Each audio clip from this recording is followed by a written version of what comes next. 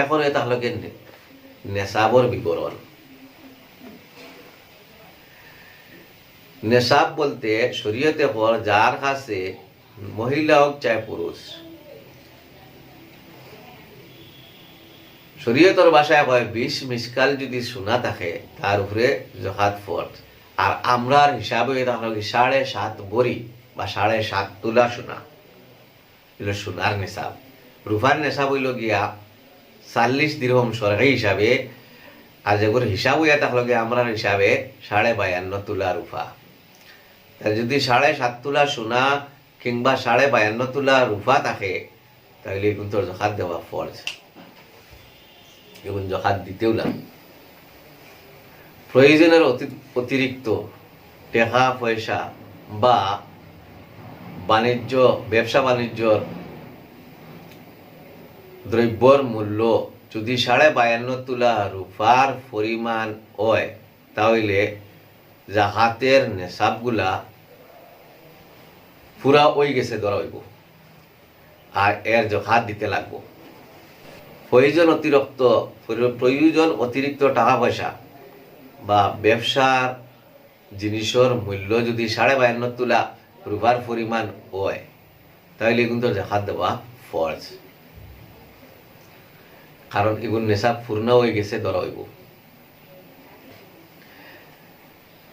যদি সোনা রুপা টাকা পয়সা কিংবা ব্যবসার বস্তু এগুলার কোনো একটা আলাদা আলাদাভাবে নেশাব পরিমাণ না থাকে, কিন্তু এইসবর একত্র একাধিক যে সামগ্রী আছে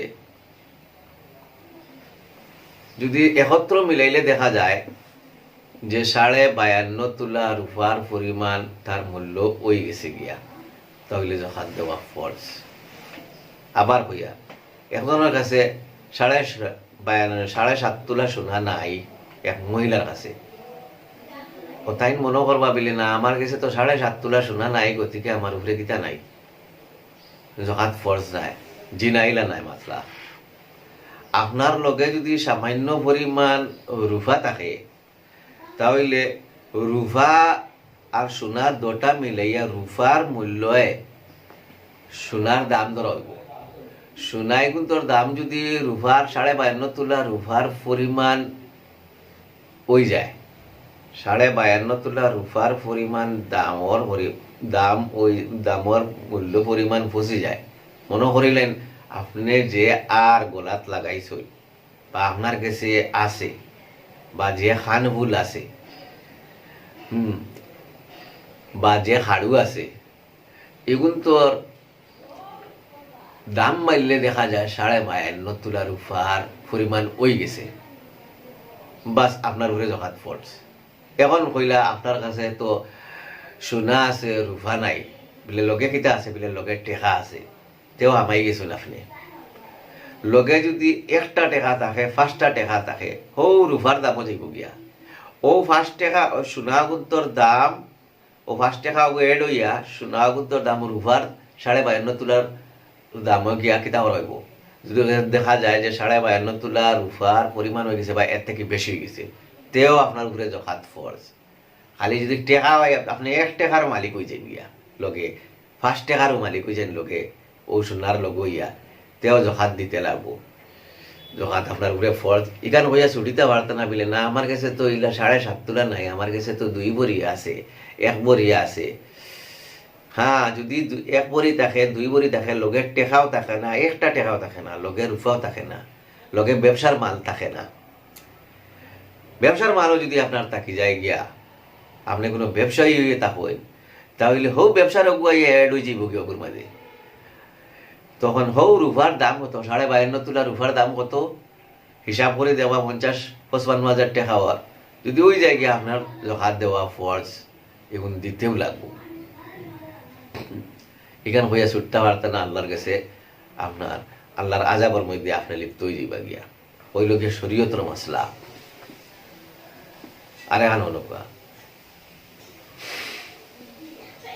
খেয়ার কাছে সোনার অলংকার আর কিছু এক্সট্রা টেকা কিবা ব্যবসার বস্তু আছে, এখন এগুন্তরে সারারে মানে পুরা তো কিচ্ছু নাই, সারারে একত্র করলে দেখা যায় 52.5 তোলা রূপা, তার দাম কিবা তো এর থেকে বেশি হয়ে গেছে, তার উপরে জাকাত ফরজ। সেওর কাছে নেশাব থেকে কম রূপা আছে, কিন্তু লগের টেকা আছে, কিবা ব্যবসার বস্তু আছে। এখন এই টেকা আর ব্যবসার বস্তুরে একলগে মিলাইলে দেখা যায় 52.5 তোলা রূপার দাম কিবা এর থেকে বেশি হয়ে গেছে গিয়া, তেও তার উপরে জাকাত ফরজ। পালা করে বুঝিয়া দেখুয়া। স্বামী কিতাব আব্দুরুল মুখতারও লেখা আছে 2 নম্বর খণ্ড 303 পৃষ্ঠার মধ্যে।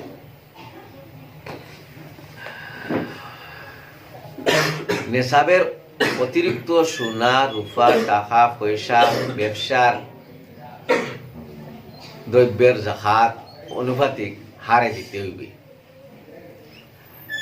কারো কাছে সোনা রূপা টাকা পয়সা কিংবা বাণিজ্য দ্রব্য আলাদা আলাদা ভাবে বা সম্মিলিতভাবে নেশাব পরিমাণ আসিল, আর বছরের মাঝখানো এই জাতীয় আরো কিছু জিনিস সম্পদ আইয়া কোনো সূত্রে পাওয়া গেল, এখন একত্র করিয়া নূতন প্রাপ্ত সম্পদ যেগুলা আছে পুরাতন সম্পদের লগে যোগ করিয়া মিলাইতে লাগবো, এবং পুরাতন সম্পদর বছর পূর্ণ হওয়ার পরে নতুন সম্পদর জাকাতও দিতে হইব। এদিকে এগুন তো আবার ফইলার থেকে যেন হইতো হিসাব হইতো বছরের পুরা এগুলো নয়া মাল আইছে, ইলা নাই। একবার আপনার উপরে জাকাত ফরজ হয়ে গেছে, এখন এগুন তো বছরের মাঝানো যত এড হইব অত আপনার এগুন তোর ওগুলা দরিয়া যাব হইব। ও একবার হয়ে গেছে যখন, এখন এবারে লাস্ট টাইমে যদি আরো তোলা আছে হাউগুনো ও বছরের ভিতরে হামাই গেছে। অর্থাৎ বছরের মাঝখানো যা আইয়া যুগ হইব তার লাগিয়া আলাদাভাবে বছর ফুরাওয়া লাগে না। ও বছর হোক একবার জকাত ফরজ হওয়ার বাদে এত থেকে বছর ফুরাওয়া ধরো ওই জীব এর ভিতরে যা মাল আইয়া এড হইব, এগুলো নতুন বছর নাই হোক, যেদিন থেকে গিয়া আপনার জকাত ফরজ হয়েছে ওদিনও হামাই গেছে গিয়া। অর্থাৎ বছরের 1 বছরের ভিতরে যত মাল আপনার কাছে আইব ইতা নয়া নাই হোক 1 বছরের হামাই, কিন্তু সারার জকাত দিতে লাগবে। 18 নম্বর, বছরের শুরু থেকে শেষে নেশাব পূর্ণ থাকলে জাকাত আদায় করতে হইবে। মাঝে নেশাব যদি কমে যায় যে এগুর কোনো ভ্যালু নাই, মাঝখানে মনে করেন আপনি বছরের পয়লা আপনার 52.5 তোলা রূপার পরিমাণ টেকা আসলো বা 52.5 তোলা রূপা আসলো, কিন্তু মাঝখানেও নাই হয়ে গেছে গিয়া, মাঝখানেও 52.5 তোলা রয়েছে না কমে গেছে, বা 52.5 তোলার মূল্য মনে দরিয়া নেই আপনার 50,000 টাকা, এখন আর 50,000 রয়েছে না 30,000 বা 25,000 বা 40,000 লামিয়া হয়ে গেছে বছরের মাঝখানে, বছর ফুরিছি না। আর বছর ফুরার বাদে দেখা যায় আবার নেশাব ফুরি গেছে গিয়া, বছর ফুরার আগে আগে দেখা যায় নেশাব ফুরি গেছে, তাহলে হোক পুরা বছরের জাকাত দিতে লাগবো। মাঝখানোর কমে গেছে কোনো আসে যায় না। হ্যাঁ, মাঝখানো যদি ওলাগান যাওয়া যায় একবারে একটা টাকা রয়েছে না আর বাড়িছেও নাই, তখন বুঝবা আপনি এখন আপনার উপরে জাকাত ফরজ নাই। মানে বছর যে সময় ফুরের ওই সময় দেখা গেছে আর নতুনভাবে কোনো টাকাও আইছে না, ও কমিছিল জাকাত থেকে, জাকাতের নেশা থেকে কমিছিল, আর বছর পুরা পর্যন্ত আর কোনো টাকা এক্সট্রা ইয়ার ঢুকিছে না আর নাই নেশাব থেকে কমার বাদে, তো এখন কইব এখন নেশাব শেষ হয়ে গেছে, এখন আবার নতুনভাবে যদি আপনি অতমান মালের মালিক হই তো জাকাত ফরজ হইব।